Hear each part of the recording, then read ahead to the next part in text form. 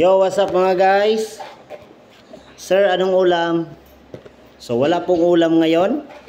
Kung walang ulam, meron tayong instant sardinas dyan mga guys. So, ito naman, baka naman dyan, sardinas.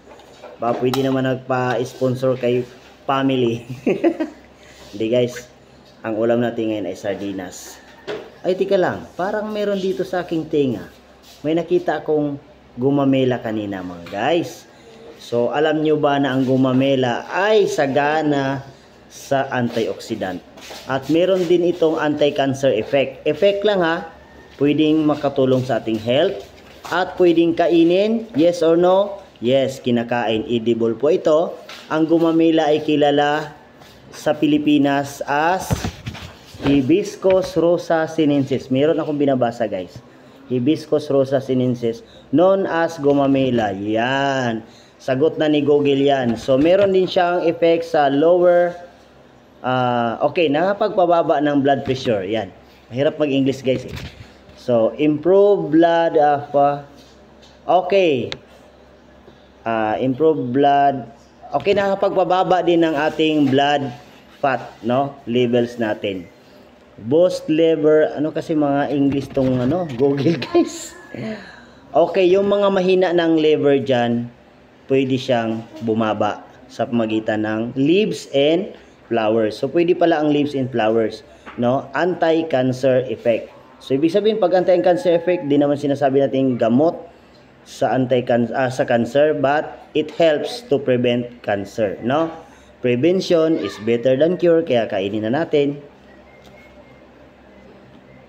Okay guys, kung hindi nyo kayang kainin to, wag nyo na lang gayahin ha sa bahay nyo.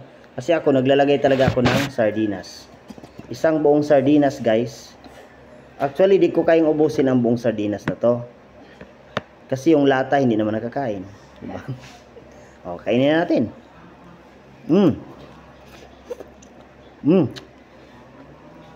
Pinili ko yung pula para hindi malansa. Wala akong dalang panyo. Meron.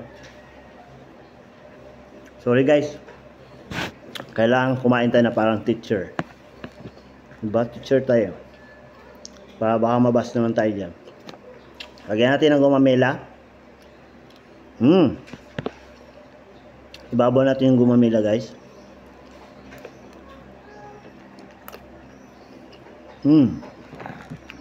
Sir, hindi nilulunok. Mamaya. Diba? Diba parang social naman. Pero punit-punit yung panyo. Bahala na nga yung mga basher natin. Buhay nila yan. Hayaan natin sila. Alam nyo ba guys, ang mga basher or marites kung tawag, napakalaking tulong na mga yan. Sila lang naman yung nagpapaingay dito sa Facebook. Kaya suportahan din natin sila mga guys. Kaya igalang natin sila. Dahil kung wala ang mga marites, ay hindi nyo malalaman na may mga ayuda na pala. Diba guys? Oh. God bless. Well, shout out pala sa lahat na nagpalo. Like and share. Bye-bye. Laging tandaan, lamang ang may alam at may panglaman ng tiyan. God bless.